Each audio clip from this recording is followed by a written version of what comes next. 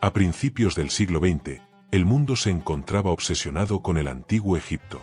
Las expediciones arqueológicas no solo eran financiadas por millonarios excéntricos, sino que también eran seguidas con fervor por la prensa y el público occidental. Se hablaba de momias, tesoros ocultos y faraones olvidados. Y en medio de ese ambiente febril, en el año 1922, ocurrió un descubrimiento que cambiaría para siempre la historia de la arqueología, y también sembraría las semillas de una de las leyendas más inquietantes del siglo XX.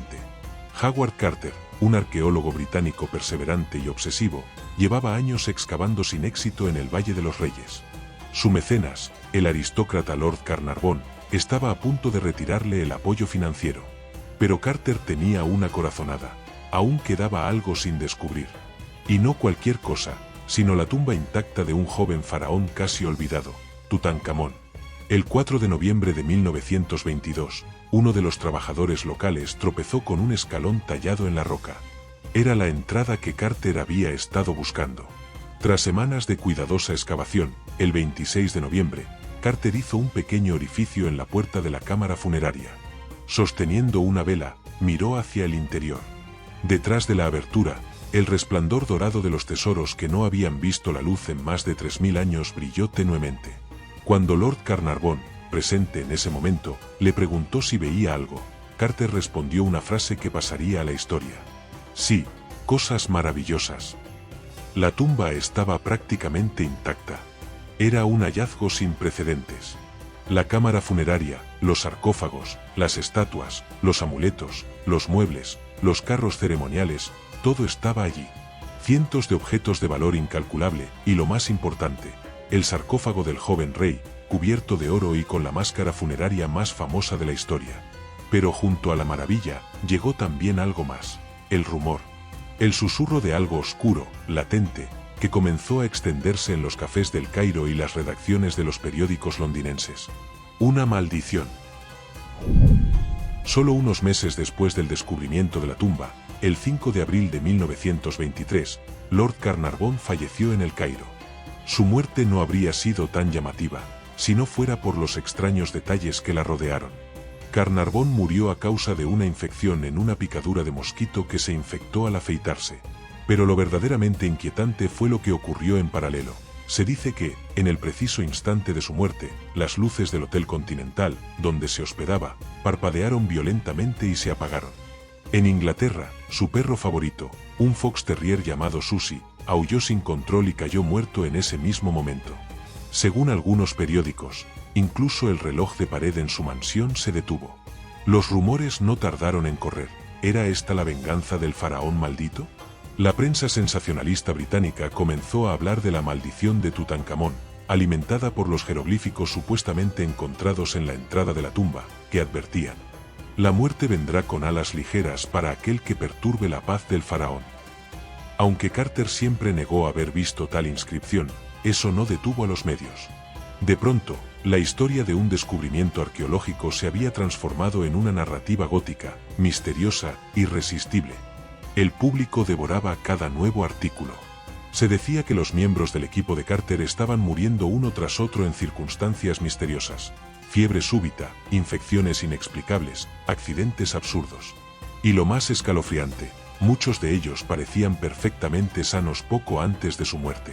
Pero ¿eran estos fallecimientos simples coincidencias, o realmente había algo más? Algo que la ciencia aún no puede explicar. En los años que siguieron a la apertura de la tumba, los rumores sobre una maldición se intensificaron.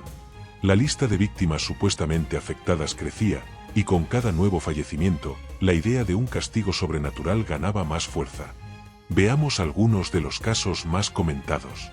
1. George Jay Gould, magnate ferroviario estadounidense. Visitó la tumba en 1923. A los pocos días, enfermó de fiebre alta y murió poco después de una neumonía fulminante. Tenía 54 años y una salud robusta. 2. Sir Archibald Douglas Reid. El radiólogo que analizó la momia de Tutankamón murió también en circunstancias poco claras. Algunos reportes indican una enfermedad inexplicable justo después del examen de la momia. 3. A. C. Mace, arqueólogo cercano a Carter, murió en 1928 por una enfermedad pulmonar crónica. Muchos afirmaron que sus problemas respiratorios comenzaron tras entrar repetidas veces en la tumba. 4. Richard Bethel, secretario personal de Carter. Murió en 1929 en su habitación del Club Mayfair en Londres, aparentemente asfixiado. Su muerte fue tan sospechosa que se barajó incluso la posibilidad de asesinato. 5. El padre de Bethel, Lord Westbury, tras la muerte de su hijo, se lanzó por la ventana de su apartamento en 1930. En su nota de suicidio, decía sentirse atormentado por una serie de eventos inquietantes. 6. Howard Carter. Curiosamente, el descubridor de la tumba vivió hasta 1939. Murió de un linfoma a los 64 años, tras haber sido marginado socialmente y arrinconado por el escándalo mediático. Pero aquí aparece el primer gran dilema. ¿Por qué la maldición no tocó a Carter durante más de 15 años? ¿Por qué algunos murieron rápido y otros vivieron décadas? ¿Podía una maldición ser tan selectiva, o estamos hablando de una combinación de sugestión colectiva, coincidencias, y algo más sutil que aún no entendemos del todo? Lo cierto es que la mayoría de los que participaron en la excavación directa no murieron de inmediato, y muchos de ellos alcanzaron edades avanzadas. Aún así, los titulares vendían una historia más poderosa. Todos los que tocaron la tumba del faraón, murieron. El público no quería hechos. Quería mito. Quería miedo. Pero, ¿y si hubiera algo de verdad detrás? No necesariamente sobrenatural, pero sí letal. Y aquí entramos en un terreno más inquietante, el de las explicaciones científicas que, lejos de disipar el misterio, lo hacen aún más oscuro. Cuando la idea de una maldición parecía demasiado fantástica para algunos, la ciencia empezó a buscar explicaciones más terrenales, pero no menos inquietantes. ¿Y si los antiguos egipcios no necesitaran magia para proteger a sus faraones? ¿Y si la tumba misma fuera un laboratorio de muerte? 1. Hongos mortales y bacterias milenarias. Uno de los primeros sospechosos fueron los hongos tóxicos, en particular el Aspergillus flavus, que puede producir micotoxinas letales. Estas esporas pueden sobrevivir miles de años en condiciones estables y oscuras como las de una tumba cerrada. Al inhalarse, provocan desde fiebre hasta graves infecciones pulmonares, especialmente en personas con sistemas inmunológicos debilitados. ¿Y qué hacían los arqueólogos? Abrían la tumba, levantaban polvo sellado durante siglos y lo respiraban durante horas, día tras día. No era necesario un dios vengativo. Solo humedad, oscuridad y ciencia. 2. Gases venenosos. Se ha especulado que la descomposición natural dentro de una tumba cerrada puede generar gases como amoníaco, formaldehído, dióxido de carbono o incluso ácido sulfídrico. En pequeñas concentraciones, causan desorientación. En dosis mayores, muerte. Imagina entrar en un espacio cerrado, sellado por siglos, romper su atmósfera estable y respirar lo que nadie había respirado en 3000 años. No es un mito, es una cámara de gas ancestral. 3. Bacterias extremófilas. Algunas investigaciones más recientes han explorado la posibilidad de bacterias milenarias que han evolucionado en ambientes cerrados y extremos. Estos microorganismos, al entrar en contacto con el cuerpo humano moderno, podrían desatar reacciones desconocidas o infecciones fulminantes. Y aquí lo más aterrador, no existen antídotos modernos para organismos que evolucionaron fuera de nuestro ecosistema biológico actual. Una infección así no solo sería mortal, sería indetectable. 4. El efecto nocebo. Pero no todo es físico. Existe también un factor psicológico clave, el efecto nocebo, el hermano oscuro del placebo. Cuando alguien cree que algo lo va a enfermar, a veces, efectivamente, se enferma. El miedo es químico. El cerebro libera cortisol, debilita el sistema inmunológico y multiplica la percepción de síntomas. Muchos de los exploradores estaban obsesionados con el rumor de la maldición. Algunos llevaban amuletos, rezaban en secreto o no dormían tranquilos. ¿Y si fueron víctimas no de la maldición del faraón, sino de la maldición de sus propias creencias? Ahora la pregunta se vuelve más inquietante. ¿Qué es más temible, un espíritu vengativo del antiguo Egipto o un hongo silencioso que flota en el aire sin que lo veas? Lo cierto es que, sea cual sea la causa, la muerte sí rondó la tumba. Y lo hizo en formas que escapan a la lógica común. Formas que la ciencia aún estudia con respeto. y que la historia nunca olvidará. Más allá de la ciencia, más allá de los hechos, la llamada maldición del faraón tomó una vida propia. Y esa vida no se mide en datos, sino en símbolos, en miedos, en narrativas que siguen resonando hoy. Porque la verdadera pregunta es, ¿por qué esta historia nos fascina tanto, incluso un siglo después? 1. El eco del colonialismo.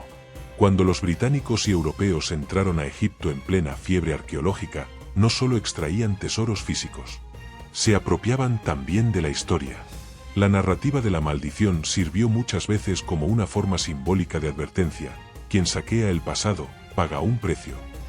Algunos historiadores sugieren que el mito fue amplificado para suavizar la culpa colonial, que las muertes fueron interpretadas no como accidentes, sino como castigos merecidos por profanar algo que no les pertenecía. Tutankamón no solo era un niño rey enterrado, era un símbolo de resistencia, un recuerdo de que el saqueo no era impune, ni siquiera en el más allá. 2. Hollywood y el nacimiento del horror egipcio. En los años 30, el cine descubrió el poder de la momia como arquetipo. Películas como The Mummy, 1932, consolidaron la figura del faraón vengativo como un ícono del terror. Pero no era Egipto lo que temían los espectadores, sino lo desconocido. La maldición se volvió espectáculo, género, marketing. Ya no importaba si era real, era rentable. Y cada generación ha reciclado ese mito, desde novelas hasta videojuegos. Cada uno proyectando sus propios temores en el rostro momificado de Tutankamón. 3. Religión, muerte y lo prohibido. En el fondo, la maldición resuena porque toca algo profundo: el tabú de la muerte. El temor a lo sagrado profanado. La idea de que hay líneas que no deben cruzarse. Abrir una tumba no es solo un acto arqueológico, es un ritual cargado de significado. Entrar en la morada de los muertos, romper el sello del silencio, desafiar la voluntad de una civilización que creía en la vida eterna. Para muchas culturas, eso no es ciencia, es herejía. 4. La maldición como espejo de nuestra propia época. Cada generación lee la maldición de forma distinta. Para algunos, es una advertencia ecológica: no toques lo que la tierra ha sellado. Para otros, es una metáfora del poder destructivo de la codicia humana. Y para muchos, simplemente un relato que nos recuerda que no todo puede ser explicado. Lo cierto es que, con o sin veneno, con o sin hongos, con o sin momias vengativas, la historia de Tutankamón sigue viva. Y quizás, eso sí sea una maldición. O un legado. Y al final, tal vez la gran maldición no esté en una tumba sellada ni en un jeroglífico escondido entre las sombras. Tal vez la verdadera maldición sea mucho más humana, y mucho más actual. Porque esta historia, de tesoros desenterrados, vidas perdidas y verdades distorsionadas, nos revela algo esencial: la obsesión del ser humano con controlar lo que no entiende. Abrimos tumbas porque queremos respuestas. Porque no toleramos el misterio. Porque creemos que, si desenterramos el pasado, podremos dominar el presente. Pero Tutankamón nos recuerda otra cosa. Nos dice que hay fuerzas, memorias y símbolos que no se someten tan fácilmente a nuestra lógica. Nos dice que podemos medir los hechos, pero no las consecuencias. Nos dice que incluso un joven faraón, muerto hace más de 3000 años, puede seguir hablándonos desde el silencio de su sarcófago. Y lo más inquietante es esto: seguimos escuchando. No por miedo, sino porque, en el fondo, queremos creer. Queremos creer que hay un orden más allá del caos. Que profanar lo sagrado tiene consecuencias. Y que, tal vez, los antiguos sabían algo que nosotros hemos olvidado. ¿Tú qué crees? ¿Fue todo una coincidencia mortal? ¿O hubo algo más, algo que no podemos explicar? Déjame tu opinión en los comentarios. Y si te gustan estos viajes por la cara oculta de la historia, suscríbete al canal. Apenas estamos empezando a desenterrar los secretos del pasado.